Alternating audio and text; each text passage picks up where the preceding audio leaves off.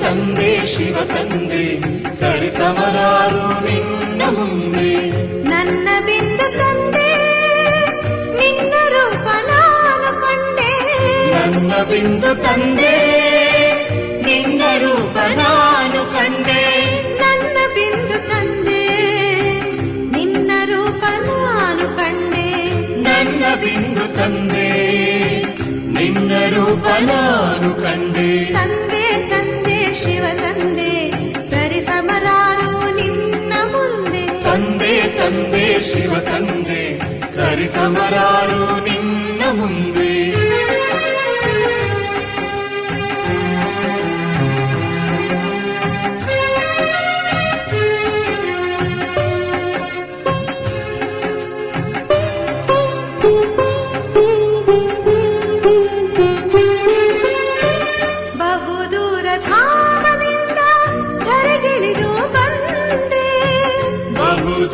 ಧಾಮದಿಂದ ಧರೆಗಿಳಿದು ಬಂದೆ.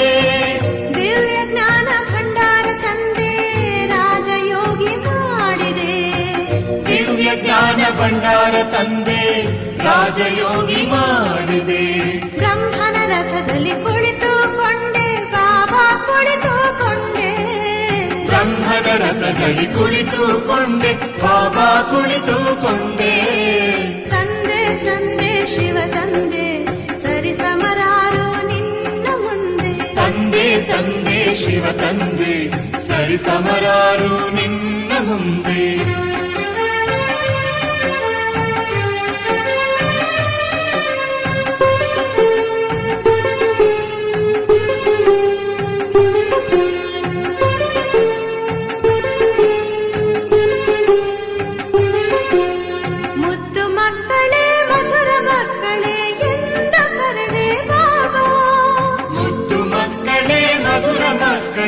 ಎಂದು ಕರೆದೆ ಬಾಬಾ. ನನ್ನನ್ನು ಅಪ್ಪಿ ಮುದ್ದಾಡಿದೆ. ನನ್ನನ್ನು ಅಪ್ಪಿಕೊಂಡು ಮುದ್ದಾಡಿದೆ. ನನ್ನನ್ನು ಅಪ್ಪಿ ಮುದ್ದಾಡಿದೆ. ನನ್ನನ್ನು ಅಪ್ಪಿಕೊಂಡು ಮುದ್ದಾಡಿದೆ. ತಂದೆ ತಂದೆ ಶಿವ ತಂದೆ ಸರಿ ಸಮರಾರು ನಿನ್ನ ಮುಂದೆ. ತಂದೆ ತಂದೆ ಶಿವ ತಂದೆ ಸರಿ ಸಮರಾರು ನಿನ್ನ ಮುಂದೆ.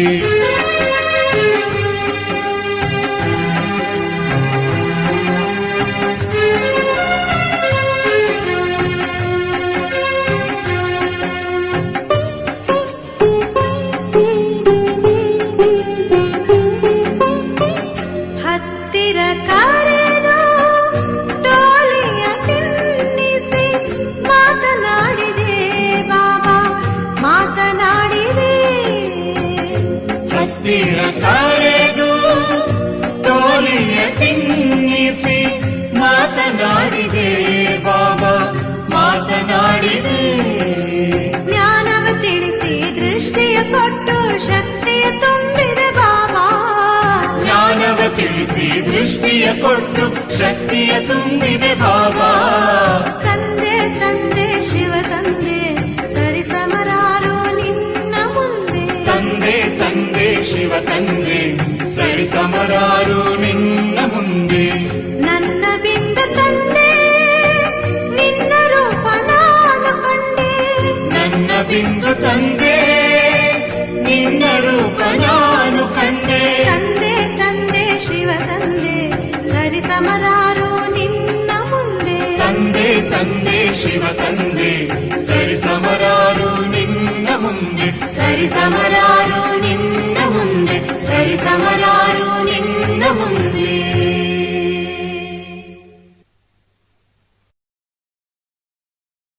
ಓಂ ಶಾಂತಿ. 25/2/2026 ಪ್ರಾರ್ಥ ಮುರಳಿ ಬಾಪ್ತಾದ ಮಧುಬನ. ಮಧುರ ಮಕ್ಕಳೇ, ನೀವು ಬ್ರಾಹ್ಮಣರೇ ದೇವತೆಗಳಾಗುತ್ತೀರಿ. ನೀವೇ ಭಾರತವನ್ನು ಸ್ವರ್ಗವನ್ನಾಗಿ ಮಾಡುತ್ತೀರಿ. ಆದ್ದರಿಂದ ನಿಮಗೆ ತಮ್ಮ ಬ್ರಾಹ್ಮಣ ಜಾತಿಯ ನಶೆ ಇರಬೇಕು. ಪ್ರಶ್ನೆ: ಸತ್ಯ ಬ್ರಾಹ್ಮಣರ ಮುಖ್ಯ ಲಕ್ಷಣಗಳೇನಿರುವುದು?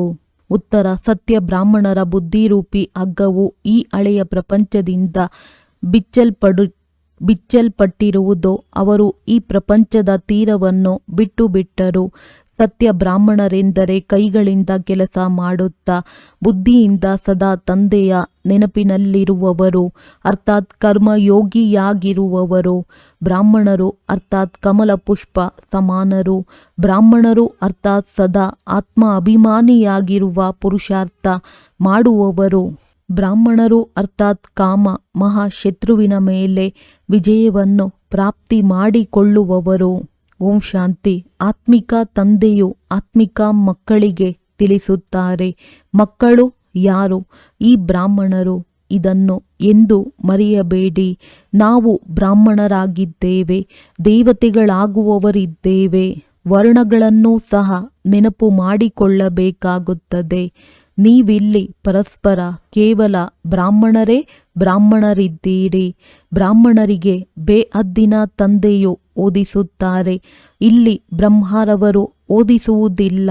ಶಿವ ತಂದೆಯು ಬ್ರಹ್ಮರವರ ಮೂಲಕ ಬ್ರಾಹ್ಮಣರಿಗೆ ಓದಿಸುತ್ತಾರೆ. ಶೂದ್ರರಿಂದ ಬ್ರಾಹ್ಮಣರಾಗದ ಹೊರತು ದೇವತೆಗಳಾಗಲು ಸಾಧ್ಯವಿಲ್ಲ. ಆಸ್ತಿಯು ಶಿವ ತಂದೆಯಿಂದಲೇ ಸಿಗುತ್ತದೆ. ಆ ಶಿವ ತಂದೆಯು ಎಲ್ಲರ ತಂದೆಯಾಗಿದ್ದಾರೆ. ಈ ಬ್ರಹ್ಮರವರಿಗೆ ಗ್ರೇಟ್ ಗ್ರ್ಯಾಂಡ್ ಫಾದರ್ ಎಂದು ಹೇಳುತ್ತಾರೆ. ಎಲ್ಲರಿಗೂ ಲೌಕಿಕ ತಂದೆ ಇರುತ್ತಾರೆ. ಪಾರಲೌಕಿಕ ತಂದೆಯನ್ನು ಭಕ್ತಿ ಮಾರ್ಗದಲ್ಲಿ ನೆನಪು ಮಾಡುತ್ತಾರೆ. ನೀವೀಗ ತಿಳಿದುಕೊಂಡಿದ್ದೀರಿ, ಇವರು ಅಲೌಕಿಕ ತಂದೆಯಾಗಿದ್ದಾರೆ. ಇವರನ್ನು ಯಾರೂ ತಿಳಿದುಕೊಂಡಿಲ್ಲ. ಬಲೆ ಬ್ರಹ್ಮನ ಮಂದಿರವಿದೆ. ಇಲ್ಲಿಯೂ ಪ್ರಜಾಪಿತ ಆದಿದೇವನ ಮಂದಿರವಿದೆ. ಅವರನ್ನು ಕೆಲವರು ಮಹಾವೀರನೆಂದು ಹೇಳುತ್ತಾರೆ, ಹೃದಯವನ್ನು ತೆಗೆದುಕೊಳ್ಳುವವರೆಂದು ಹೇಳುತ್ತಾರೆ. ಆದರೆ ಹೃದಯವನ್ನು ಗೆಲ್ಲುವವರು ಶಿವ ತಂದೆಯಾಗಿದ್ದಾರೆಯೇ ಹೊರತು ಪ್ರಜಾಪಿತ ಆದಿದೇವ ಬ್ರಹ್ಮನಲ್ಲ. ಎಲ್ಲ ಆತ್ಮರನ್ನು ಸದಾ ಸುಖಿಯನ್ನಾಗಿ ಮಾಡುವವರು, ಖುಷಿ ಪಡಿಸುವವರು ಒಬ್ಬರೇ ತಂದೆಯಾಗಿದ್ದಾರೆ. ಇದನ್ನು ಕೇವಲ ನೀವೇ ತಿಳಿದುಕೊಂಡಿದ್ದೀರಿ. ಪ್ರಪಂಚದಲ್ಲಂತೂ ಮನುಷ್ಯರು ಏನೂ ತಿಳಿದುಕೊಂಡಿಲ್ಲ, ತುಚ್ಛ ಬುದ್ಧಿಯವರಾಗಿದ್ದಾರೆ. ನಾವು ಬ್ರಾಹ್ಮಣರೇ ಶಿವ ತಂದೆಯಿಂದ ಆಸ್ತಿಯನ್ನು ತೆಗೆದುಕೊಳ್ಳುತ್ತಿದ್ದೇವೆ.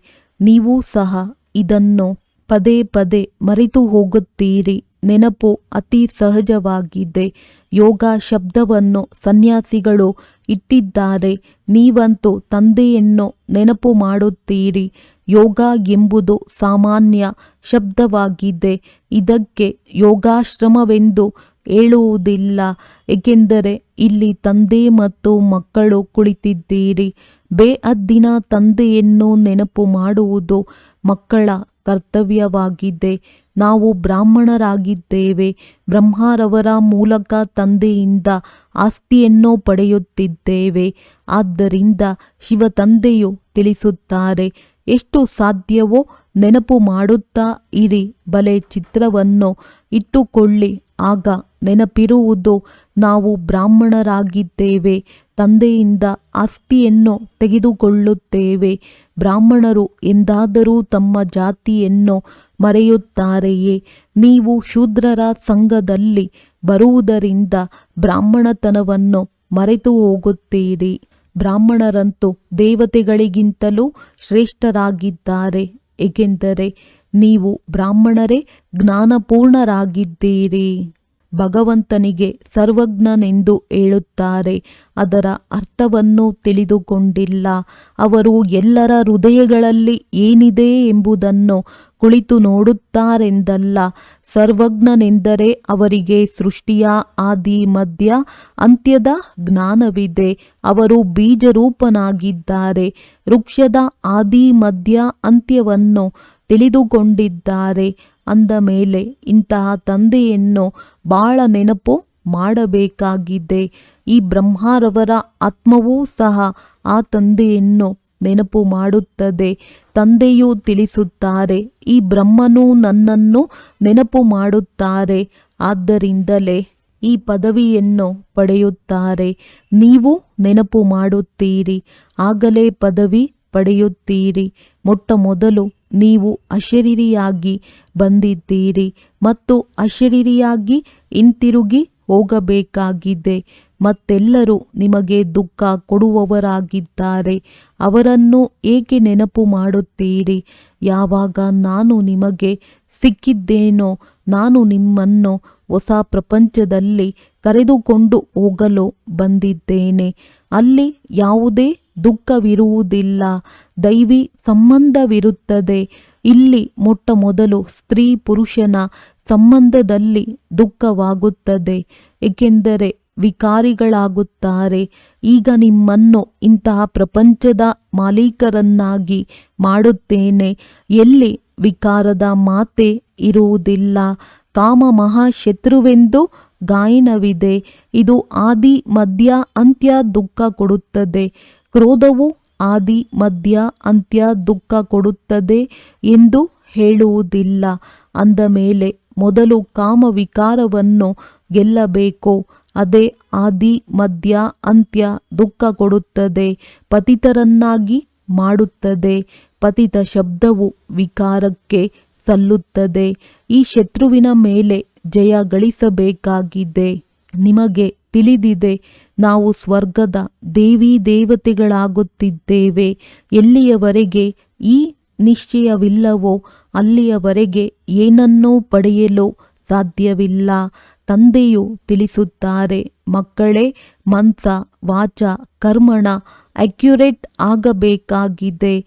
ಪರಿಶ್ರಮವಿದೆ. ಪ್ರಪಂಚದಲ್ಲಿ ಇದು ಯಾರಿಗೂ ಗೊತ್ತಿಲ್ಲ. ನೀವು ಭಾರತವನ್ನು ಸ್ವರ್ಗವನ್ನಾಗಿ ಮಾಡುತ್ತೀರಿ. ಮುಂದೆ ಹೋದಂತೆ ತಿಳಿದುಕೊಳ್ಳುವರು. ಒಂದು ದೇಶ, ಒಂದು ಭಾಷೆ, ಒಂದು ಧರ್ಮ, ಒಂದು ರಾಜ್ಯವೂ ಬೇಕೆಂದು ಬಯಸುತ್ತಾರೆ. ಅಂದಾಗ ನೀವಿದನ್ನು ತಿಳಿಸಬಹುದು. ಸತ್ಯಯುಗದಲ್ಲಿ ಇಂದಿಗೆ 5000 ವರ್ಷಗಳ ಮೊದಲು ಒಂದು ರಾಜ್ಯ, ಒಂದು ಧರ್ಮವಿತ್ತು. ಅದಕ್ಕೆ ಸ್ವರ್ಗವೆಂದು ಹೇಳಲಾಗುತ್ತದೆ. ರಾಮರಾಜ್ಯ ಮತ್ತು ರಾವಣ ರಾಜ್ಯವನ್ನು ಯಾರೂ ತಿಳಿದುಕೊಂಡಿಲ್ಲ. 100% ತುಚ್ಛ ಬುದ್ಧಿಯವರಿಂದ ನೀವೀಗ ಸ್ವಚ್ಛ ಬುದ್ಧಿಯವರಾಗುತ್ತೀರಿ. ನಂಬರ್ ವಾರ್ ಪುರುಷಾರ್ಥದನುಸಾರ ತಂದೆಯು ಕುಳಿತು ಓದಿಸುತ್ತಾರೆ.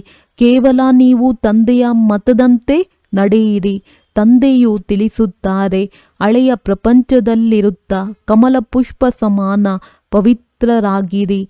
ನನ್ನನ್ನು ನೆನಪು ಮಾಡುತ್ತಾ ಇರಿ.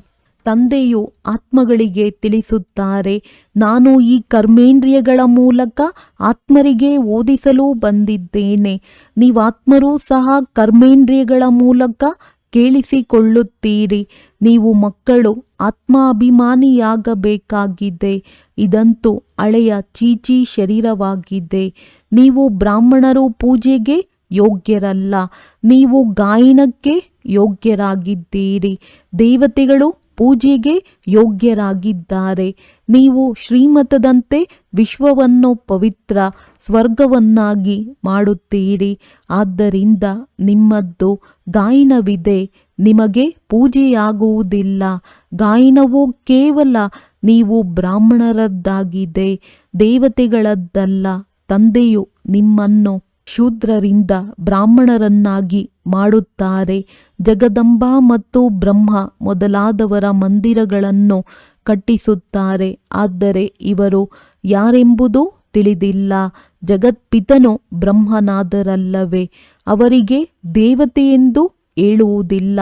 ದೇವತೆಗಳ ಆತ್ಮ ಮತ್ತು ಶರೀರ ಎರಡೂ ಪವಿತ್ರವಾಗಿದೆ. ಈಗ ನಿಮ್ಮ ಆತ್ಮವು ಪವಿತ್ರವಾಗಿ ಬಿಡುತ್ತದೆ. ಪವಿತ್ರ ಶರೀರವಿಲ್ಲ.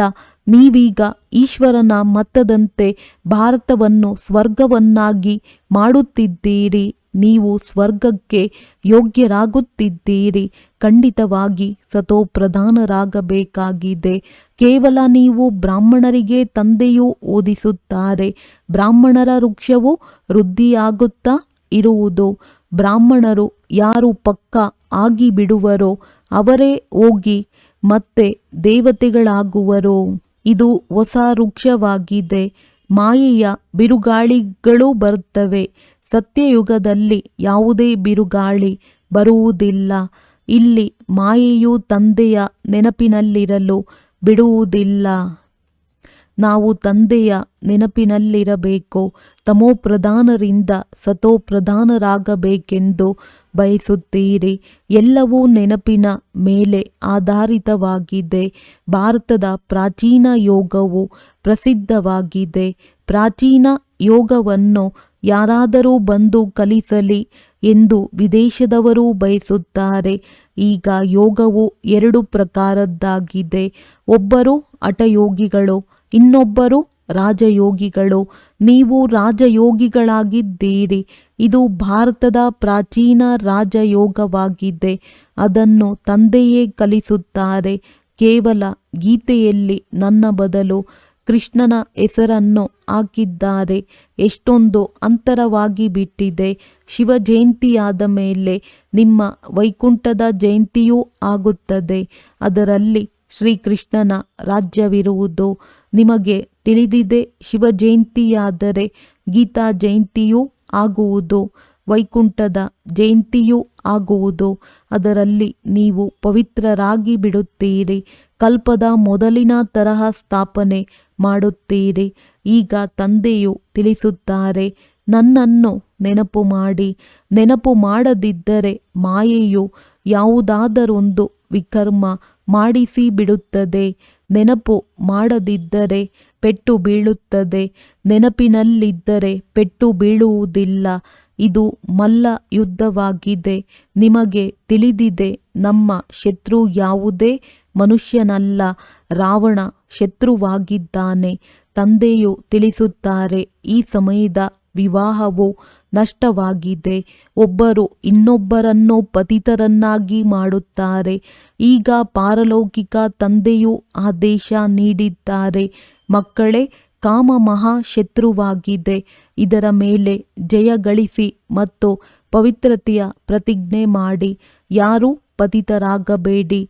ಜನ್ಮ ಜನ್ಮಾಂತರ ಈ ವಿಕಾರದಿಂದಲೇ ನೀವು ಪತಿತರಾಗಿದ್ದೀರಿ. ಆದ್ದರಿಂದ ಕಾಮ ಮಹಾ ಶತ್ರುವೆಂದು ಹೇಳಲಾಗುತ್ತದೆ. ಪತಿತ ಪಾವನನೇ ಬನ್ನಿ ಎಂದು ಸಾಧು ಸಂತರೆಲ್ಲರೂ ಹೇಳುತ್ತಾರೆ. ಸತ್ಯಯುಗದಲ್ಲಿ ಯಾರೂ ಪತಿತರಿರುವುದಿಲ್ಲ. ತಂದೆಯು ಬಂದು ಜ್ಞಾನದಿಂದ ಸರ್ವರ ಸದ್ಗತಿ ಮಾಡುತ್ತಾರೆ. ಈಗ ಎಲ್ಲರೂ ದುರ್ಗತಿಯಲ್ಲಿದ್ದಾರೆ. ಜ್ಞಾನ ಕೊಡುವವರು ಯಾರೂ ಇಲ್ಲ. ಜ್ಞಾನ ಕೊಡುವವರು ಒಬ್ಬರೇ ಜ್ಞಾನ ಸಾಗರನಾಗಿದ್ದಾರೆ. ಜ್ಞಾನದಿಂದ ದಿನವಾಗುತ್ತದೆ. ದಿನವು ರಾಮನದ್ದಾಗಿದೆ, ರಾತ್ರಿಯು ರಾವಣನದ್ದಾಗಿದೆ. ಈ ಶಬ್ದಗಳ ಯಥಾರ್ಥ ಅರ್ಥವನ್ನು ನೀವು ಮಕ್ಕಳು ತಿಳಿದುಕೊಂಡಿದ್ದೀರಿ. ಕೇವಲ ಪುರುಷಾರ್ಥದಲ್ಲಿ ಬಲಹೀನತೆ ಇದೆ. ತಂದೆಯಂತೂ ಬಹಳ ಚೆನ್ನಾಗಿ ತಿಳಿಸುತ್ತಾರೆ.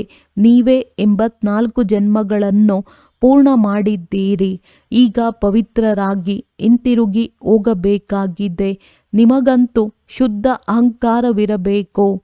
ನಾವಾತ್ಮರು ತಂದೆಯ ಮತದಂತೆ ಈ ಭಾರತವನ್ನು ಸ್ವರ್ಗವನ್ನಾಗಿ ಮಾಡುತ್ತಿದ್ದೇವೆ. ಯಾವ ಸ್ವರ್ಗದಲ್ಲಿ ಮತ್ತೆ ರಾಜ್ಯಭಾರ ಮಾಡುತ್ತೇವೆ. ಎಷ್ಟು ಪರಿಶ್ರಮ ಪಡುವಿರೋ ಅಷ್ಟು ಪದವಿಯನ್ನು ಪಡೆಯುತ್ತೀರಿ. ರಾಜ ರಾಣಿಯಾದರೂ ಆಗಿ, ಪ್ರಜೆಯಾದರೂ ಆಗಿ, ರಾಜರಾಣಿ ಹೇಗಾಗುತ್ತಾರೆ ಎಂಬುದನ್ನು ನೋಡುತ್ತಿದ್ದೀರಿ. ಫಾಲೋ ಫಾದರ್ ಎಂಬ ಗಾಯನವಿದೆ. ಅದು ಈಗಿನ ಮಾತಾಗಿದೆ. ಲೌಕಿಕ ಸಂಬಂಧಕ್ಕಾಗಿ ಈ ರೀತಿ ಹೇಳಲಾಗುವುದಿಲ್ಲ. ಈ ತಂದೆಯು ಮತ ಕೊಡುತ್ತಾರೆ, ನನ್ನೊಬ್ಬನನ್ನೇ ನೆನಪು ಮಾಡಿದರೆ ನಿಮ್ಮ ವಿಕರ್ಮಗಳು ವಿನಾಶವಾಗುವವು. ನೀವು ತಿಳಿದುಕೊಂಡಿದ್ದೀರಿ, ನಾವೀಗ ಶ್ರೀಮತದಂತೆ ನಡೆಯುತ್ತೇವೆ, ಅನೇಕರ ಸೇವೆ ಮಾಡುತ್ತೇವೆ. ಮಕ್ಕಳು ತಂದೆಯ ಬಳಿ ಬಂದಾಗ ಶಿವ ತಂದೆಯು ಜ್ಞಾನದಿಂದ ಖುಷಿ ಪಡಿಸುತ್ತಾರೆ. ಅದನ್ನು ಇವರು ಕಲಿಯುತ್ತಾರಲ್ಲವೇ. ಶಿವ ತಂದೆಯು ತಿಳಿಸುತ್ತಾರೆ, ನಾನು ಮುಂಜಾನೆ ಬರುತ್ತೇನೆ. ನಂತರ ಯಾರೇ ಮಿಲನ ಮಾಡಲು ಬಂದರೂ ಸಹ ಇವರು ತಿಳಿಸಿಕೊಡುವುದಿಲ್ಲವೇ. ಬಾಬಾ ತಾವು ಬಂದು ತಿಳಿಸಿ ನಾನು ತಿಳಿಸುವುದಿಲ್ಲವೆಂದು ಹೇಳುತ್ತಾರೆಯೇ? ಇವು ಬಹಳ ಗುಪ್ತ ಗುಹ್ಯ ಮಾತುಗಳಾಗಿವೆ. ನಾನಂತೂ ಬ್ರಹ್ಮ ಎಲ್ಲರಿಗಿಂತ ಚೆನ್ನಾಗಿ ತಿಳಿಸಿಕೊಡುತ್ತೇನೆ. ಅಂದ ಮೇಲೆ ಶಿವ ತಂದೆಯೇ ತಿಳಿಸುತ್ತಾರೆ. ಇವರು ತಿಳಿಸುವುದಿಲ್ಲವೆಂದು ನೀವು ಏಕೆ ತಿಳಿದುಕೊಳ್ಳುತ್ತೀರಿ? ಇದು ಸಹ ನಿಮಗೆ ತಿಳಿದಿದೆ. ಕಲ್ಪದ ಮೊದಲೂ ಸಹ ಇವರು ತಿಳಿಸಿದ್ದಾರೆ. ಆದ್ದರಿಂದಲೇ ಈ ಪದವಿಯನ್ನು ಪಡೆದಿದ್ದಾರೆ. ಮೊಮ್ಮಾರವರೂ ಸಹ ತಿಳಿಸುತ್ತಿದ್ದರಲ್ಲವೇ? ಅವರು ಶ್ರೇಷ್ಠ ಪದವಿಯನ್ನು ಪಡೆಯುತ್ತಾರೆ. ಮೊಮ್ಮ ಬಾಬಾರವರನ್ನು ಸೂಕ್ಷ್ಮವತನದಲ್ಲಿ ತೋರಿಸುತ್ತಾರೆ. ಅಂದಾಗ ಮಕ್ಕಳು ಫಾಲೋ ಫಾದರ್ ಮಾಡಬೇಕಾಗಿದೆ. ಬಡವರೇ ಸಮರ್ಪಣೆಯಾಗುತ್ತಾರೆ, ಸಾಹುಕಾರರು ಆಗಲು ಸಾಧ್ಯವಿಲ್ಲ. ಬಾಬಾ ಇದೆಲ್ಲವೂ ತಮ್ಮದೆಂದು ಬಡವರೇ ಹೇಳುತ್ತಾರೆ. ಶಿವ ತಂದೆಯಂತೂ ದಾತನಾಗಿದ್ದಾರೆ, ಅವರೆಂದೂ ತಿಳಿದುಕೊಳ್ಳುವುದಿಲ್ಲ. ಮಕ್ಕಳಿಗೆ ಹೇಳುತ್ತಾರೆ, ಇದೆಲ್ಲವೂ ನಿಮ್ಮದಾಗಿದೆ. ನಾನು ನನಗಾಗಿ ಮೆಹಲುಗಳನ್ನು ಇಲ್ಲಿಯಾಗಲಿ ಸತ್ಯಯುಗದಲ್ಲಾಗಲಿ ಮಾಡಿಕೊಳ್ಳುವುದಿಲ್ಲ. ನಿಮ್ಮನ್ನೇ ಸ್ವರ್ಗದ ಮಾಲೀಕರನ್ನಾಗಿ ಮಾಡುತ್ತೇನೆ. ಈಗ ಈ ಜ್ಞಾನರತ್ನಗಳಿಂದ ಜೋಳಿಗೆಯನ್ನು ತುಂಬಿಸಿಕೊಳ್ಳಬೇಕಾಗಿದೆ. ಮಂದಿರದಲ್ಲಿ ಹೋಗಿ ನನ್ನ ಜೋಳಿಗೆಯನ್ನು ತುಂಬಿಸಿ ಎಂದು ಕೇಳುತ್ತಾರೆ. ಆದರೆ ಯಾವ ಪ್ರಕಾರದ ಜೋಳಿಗೆ ಅಥವಾ ಯಾವುದರಿಂದ ಜೋಳಿಗೆಯನ್ನು ತುಂಬಿಸಬೇಕು? ಜೋಳಿಗೆ ತುಂಬುವವರಂತೂ ಲಕ್ಷ್ಮಿಯಾಗಿದ್ದಾಳೆ, ಹಣ ಕೊಡುತ್ತಾರೆ.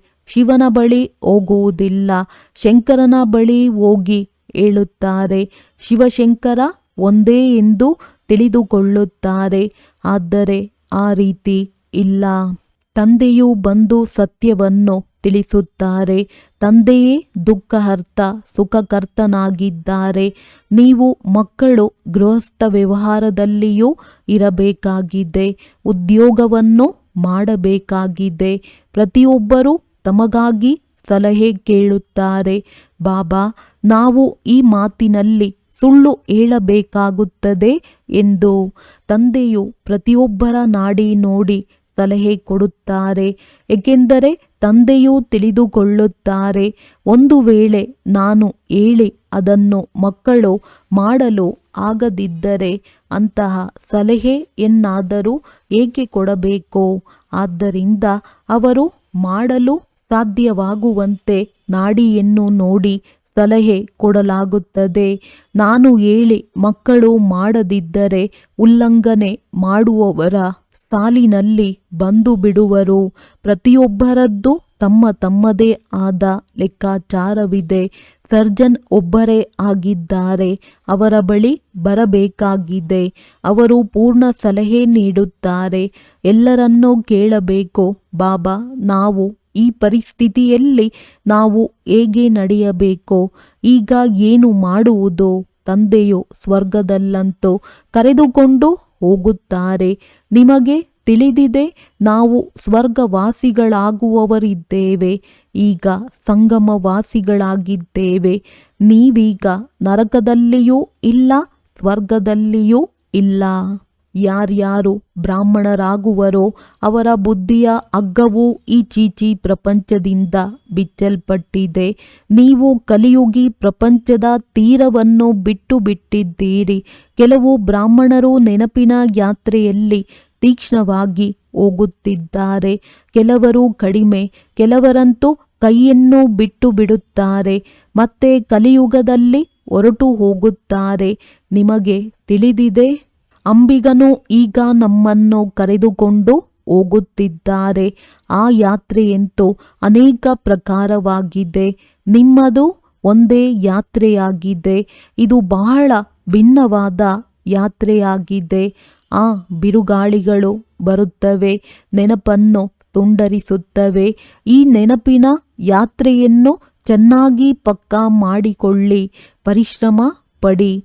ನೀವು ಕರ್ಮಯೋಗಿಯಾಗಿದ್ದೀರಿ. ಎಷ್ಟು ಸಾಧ್ಯವೋ ಕೈ ಕೆಲಸ ಮಾಡುತ್ತಿರಲಿ. ಬುದ್ಧಿಯು ತಂದೆಯನ್ನು ನೆನಪು ಮಾಡಲಿ. ಅರ್ಧ ಕಲ್ಪ ನೀವು ಪ್ರಿಯತಮೆಯರು, ಪ್ರಿಯತಮನನ್ನು ನೆನಪು ಮಾಡುತ್ತಾ ಬಂದಿದ್ದೀರಿ. ಬಾಬಾ, ಬಹಳ ದುಃಖವಿದೆ, ಈಗ ನಮ್ಮನ್ನು ಸುಖಧಾಮದ ಮಾಲೀಕರನ್ನಾಗಿ ಮಾಡಿ ನೆನಪಿನ ಯಾತ್ರೆಯಲ್ಲಿದ್ದಾಗ ನಿಮ್ಮ ಪಾಪಗಳು ಸಮಾಪ್ತಿಯಾಗುತ್ತವೆ. ನೀವೇ ಸ್ವರ್ಗದ ಆಸ್ತಿಯನ್ನು ಪಡೆದಿದ್ದೀರಿ, ಈಗ ಕಳೆದುಕೊಂಡಿದ್ದೀರಿ. ಭಾರತವು ಸ್ವರ್ಗವಾಗಿತ್ತು, ಆದ್ದರಿಂದಲೇ ಪ್ರಾಚೀನ ಭಾರತವೆಂದು ಹೇಳುತ್ತಾರೆ. ಭಾರತಕ್ಕೆ ಬಹಳ ಮಾನ್ಯತೆಯನ್ನು ಕೊಡುತ್ತಾರೆ. ಎಲ್ಲದಕ್ಕಿಂತ ದೊಡ್ಡದು ಆಗಿದೆ, ಎಲ್ಲದಕ್ಕಿಂತ ಹಳೆಯದೂ ಆಗಿದೆ. ಈಗಂತೂ ಭಾರತವು ಎಷ್ಟೊಂದು ಬಡ ದೇಶವಾಗಿದೆ. ಆದ್ದರಿಂದ ಎಲ್ಲರೂ ಇದಕ್ಕೆ ಸಹಯೋಗ ನೀಡುತ್ತಾರೆ. ಅವರಂತೂ ತಿಳಿದುಕೊಳ್ಳುತ್ತಾರೆ, ನಮ್ಮ ಬಳಿ ಬಹಳ ದವಸ ಧಾನ್ಯಗಳಾಗಿ ಬಿಡುವುದು, ಎಲ್ಲಿಂದಲೂ ತರಿಸಬೇಕಾಗುವುದಿಲ್ಲ. ಆದರೆ ಇದನ್ನಂತೂ ನೀವು ತಿಳಿದುಕೊಂಡಿದ್ದೀರಿ, ವಿನಾಶವಂತೂ ಸನ್ಮುಖದಲ್ಲಿ ನಿಂತಿದೆ. ಯಾರು ಇದನ್ನು ಚೆನ್ನಾಗಿ ತಿಳಿದುಕೊಂಡಿದ್ದಾರೆಯೋ ಅವರಿಗೆ ಒಳಗೆ ಬಹಳ ಖುಷಿ ಇರುತ್ತದೆ. ಪ್ರದರ್ಶನಿಯಲ್ಲಿ ಎಷ್ಟೊಂದು ಮಂದಿ ಬರುತ್ತಾರೆ, ನೀವು ಸತ್ಯವನ್ನು ಹೇಳುತ್ತೀರೆಂದು ಹೇಳುತ್ತಾರೆ. ಆದರೆ ಇದನ್ನು ತಿಳಿದುಕೊಳ್ಳಬೇಕು, ನಾವು ತಂದೆಯಿಂದ ಆಸ್ತಿಯನ್ನು ತೆಗೆದುಕೊಳ್ಳಬೇಕಾಗಿದೆ. ಇದು ಬುದ್ಧಿಯಲ್ಲಿ ಕುಳಿತುಕೊಳ್ಳುವುದಿಲ್ಲ. ಇಲ್ಲಿಂದ ಹೊರಗೆ ಹೋದ ಕೂಡಲೇ ಸಮಾಪ್ತಿ. ನಿಮಗೆ ತಿಳಿದಿದೆ, ತಂದೆಯು ನಮ್ಮನ್ನು ಸ್ವರ್ಗದಲ್ಲಿ ಕರೆದುಕೊಂಡು ಹೋಗುತ್ತಾರೆ. ಅಲ್ಲಿ ಗರ್ಭ ಜೈಲಿನಲ್ಲಾಗಲಿ ಸ್ಥೂಲವಾದ ಜೈಲಿನಲ್ಲಾಗಲಿ ಹೋಗುವುದಿಲ್ಲ. ಈಗ ಜೈಲಿನ ಯಾತ್ರೆಯೂ ಸಹ ಎಷ್ಟೊಂದು ಸಹಜವಾಗಿ ಬಿಟ್ಟಿದೆ. ಸತ್ಯಯುಗದಲ್ಲಿ ಎಂದೂ ಜೈಲಿನ ಮುಖವನ್ನು ನೋಡುವುದಕ್ಕೂ ಸಿಗುವುದಿಲ್ಲ. 2 ಜೈಲುಗಳಿರುವುದಿಲ್ಲ. ಇಲ್ಲಿ ಇದೆಲ್ಲವೂ ಮಾಯೆಯ ಆಡಂಬರವಾಗಿದೆ. ದೊಡ್ಡವರನ್ನು ಹೇಗೆ ಸಮಾಪ್ತಿ ಮಾಡಿಬಿಡುತ್ತಾರೆ. ಇಂದು ಬಹಳ ಮರ್ಯಾದೆ ಕೊಡುತ್ತಿದ್ದಾರೆ, ನಾಳೆ ಮರ್ಯಾದೆಯೇ ಸಮಾಪ್ತಿ. ಇಂದು ಪ್ರತಿಯೊಂದು ಮಾತು ಬಹಳ ಶೀಘ್ರವಾಗಿ ಆಗುತ್ತದೆ. ಮೃತ್ಯುವು ಆಕಸ್ಮಿಕವಾಗಿ ಆಗುತ್ತಿರುತ್ತದೆ. ಸತ್ಯಯುಗದಲ್ಲಿ ಇಂತಹ ಯಾವುದೇ ಉಪದ್ರವಗಳಾಗುವುದಿಲ್ಲ. ಮುಂದೆ ಹೋದಂತೆ ನೋಡುವಿರಿ ಏನಾಗುತ್ತದೆ ಎಂದು. ಬಹಳ ಭಯಂಕರವಾದ ದೃಶ್ಯಗಳಿರುವುದು. ನೀವು ಮಕ್ಕಳು ಸಾಕ್ಷಾತ್ಕಾರವನ್ನು ಮಾಡಿದ್ದೀರಿ. ಮಕ್ಕಳಿಗಾಗಿ ಮುಖ್ಯವಾದದ್ದು ನೆನಪಿನ ಯಾತ್ರೆಯಾಗಿದೆ. ಒಳ್ಳೆಯದು. ಮಧುರ ಅಗಲಿ ಹೋಗಿ ಮರಳಿ ಸಿಕ್ಕಿರುವ ಮಕ್ಕಳ ಪ್ರತಿ ಮಾತ್ಪಿತಾ ಬಾಪ್ದಾದಾರವರ ನೆನಪು, ಪ್ರೀತಿ ಹಾಗೂ ಸುಪ್ರಭಾತ. ಆತ್ಮಿಕ ಮಕ್ಕಳಿಗೆ ಆತ್ಮಿಕ ತಂದೆಯ ನಮಸ್ತೆ. ಧಾರಣೆಗಾಗಿ ಮುಖ್ಯ ಸಾರ. ಮನಸ ವಾಚ ಕರ್ಮಣ ಬಹಳ ಅಕ್ಯುರೇಟ್ ಆಗಬೇಕಾಗಿದೆ. ಬ್ರಾಹ್ಮಣರಾಗಿ ಯಾವುದೇ ಶೂದ್ರರ ಕರ್ಮವನ್ನು ಮಾಡಬಾರದು. ತಂದೆಯಿಂದ ಯಾವ ಸಲಹೆ ಸಿಗುತ್ತದೆಯೋ ಅದರಂತೆಯೇ ಸಂಪೂರ್ಣ ನಡೆದು ಆಜ್ಞಾಕಾರಿಗಳಾಗಬೇಕಾಗಿದೆ. ಕರ್ಮಯೋಗಿಯಾಗಿ ಪ್ರತಿ ಕಾರ್ಯ ಮಾಡಬೇಕಾಗಿದೆ. ಜ್ಞಾನರತ್ನಗಳಿಂದ ಸರ್ವರ ಜೋಳಿಗೆಯನ್ನು ಜ್ಞಾನರತ್ನಗಳಿಂದ ತುಂಬಬೇಕಾಗಿದೆ. ವರದಾನ ಡಬಲ್ ಲೈಟ್ ಆಗಿದ್ದು ಕರ್ಮಾತೀತ ಸ್ಥಿತಿಯ ಅನುಭವ ಮಾಡುವಂತಹ ಕರ್ಮಯೋಗಿ ಭವ. ಹೇಗೆ ಕರ್ಮದಲ್ಲಿ ಬರುವುದು ಸ್ವಾಭಾವಿಕ ಆಗಿದೆಯೋ ಹಾಗೆಯೇ ಕರ್ಮಾತೀತರೂ ಆಗುವುದೂ ಸಹ ಸ್ವಾಭಾವಿಕವಾಗಲಿ. ಇದಕ್ಕಾಗಿ ಡಬಲ್ ಲೈಟ್ ಆಗಿರಬೇಕು. ಡಬಲ್ ಲೈಟ್ ಆಗಿರುವುದಕ್ಕಾಗಿ ಕರ್ಮವನ್ನು ಮಾಡುತ್ತಿದ್ದರೂ ಸ್ವಯಂವನ್ನು ನಿಮಿತ್ತನೆಂದು ತಿಳಿಯಿರಿ ಮತ್ತು ಆತ್ಮಿಕ ಸ್ಥಿತಿಯಲ್ಲಿರುವ ಅಭ್ಯಾಸವನ್ನು ಮಾಡಿರಿ. ಇವೆರಡು ಮಾತುಗಳಲ್ಲಿಯೇ ಗಮನವನ್ನು ಇಟ್ಟುಕೊಳ್ಳುವುದರಿಂದ ಸೆಕೆಂಡಿನಲ್ಲಿ ಕರ್ಮಾತೀತ, ಸೆಕೆಂಡಿನಲ್ಲಿ ಕರ್ಮಯೋಗಿ ಆಗಿಬಿಡುವಿರಿ. ನಿಮಿತ್ತವಷ್ಟೇ ಕರ್ಮ ಮಾಡುವುದಕ್ಕಾಗಿ ಕರ್ಮಯೋಗಿ ಆಗಿರಿ. ನಂತರ ಕರ್ಮಾತೀತ ಸ್ಥಿತಿಯ ಅನುಭವ ಮಾಡಿರಿ. ಸ್ಲೋಗನ್: ಯಾರ ಹೃದಯ ವಿಶಾಲವಾಗಿದೆಯೋ ಅವರಿಗಾಗಿ ಅಸಂಭವ ಕಾರ್ಯವು ಸಂಭವವಾಗುವುದು. ಅವ್ಯಕ್ತ ಸೂಚನೆ: ಏಕತೆ ಮತ್ತು ವಿಶ್ವಾಸದ ಗುಣಲಕ್ಷಣಗಳ ಮೂಲಕ ಸಫಲತಾ ಸಂಪನ್ನರಾಗಿರಿ. ನಿಮ್ಮಲ್ಲಿ ಏನು ವಿಶೇಷತೆಗಳಿವೆಯೋ ಅವುಗಳನ್ನು ಮುಂದಿಟ್ಟುಕೊಳ್ಳಿ, ಬಲಹೀನತೆಗಳನ್ನಲ್ಲ. ಆಗ ನಿಮಗೆ ನಿಮ್ಮ ಮೇಲೆ ವಿಶ್ವಾಸವಿರುವುದು. ಬಲಹೀನತೆಗಳ ಮಾತನ್ನು ಹೆಚ್ಚು ಯೋಚಿಸಬೇಡಿ, ಆಗ ಸದಾ ಖುಷಿಯಲ್ಲಿ ಮುಂದುವರಿಯುತ್ತಿರುವಿರಿ. ಪ್ರಾಕ್ಟಿಕಲ್ನಲ್ಲಿ ಅನೇಕ ದೇಶ, ಅನೇಕ ಭಾಷೆಗಳು, ಅನೇಕ ರೂಪ, ಬಣ್ಣ. ಆದರೆ ಅನೇಕತೆಯಲ್ಲಿಯೂ ಎಲ್ಲರ ಹೃದಯದಲ್ಲಿ ಏಕತೆ ಇದೆಯಲ್ಲವೇ? ಏಕೆಂದರೆ ಹೃದಯದಲ್ಲಿ ಒಬ್ಬ ತಂದೆ ಇದ್ದಾರೆ. ಒಂದು ಶ್ರೀಮತದಂತೆ ನಡೆಯುವಂಥವರಾಗಿರಲಿ. ಅನೇಕ ಭಾಷೆಗಳಿರುತ್ತಾ ಮನಸ್ಸಿನ ಗೀತೆ, ಮನಸ್ಸಿನ ಭಾಷೆ ಒಂದೇ ಆಗಿರಲಿ. ಒಳ್ಳೆಯದು. ಓಂ ಶಾಂತಿ.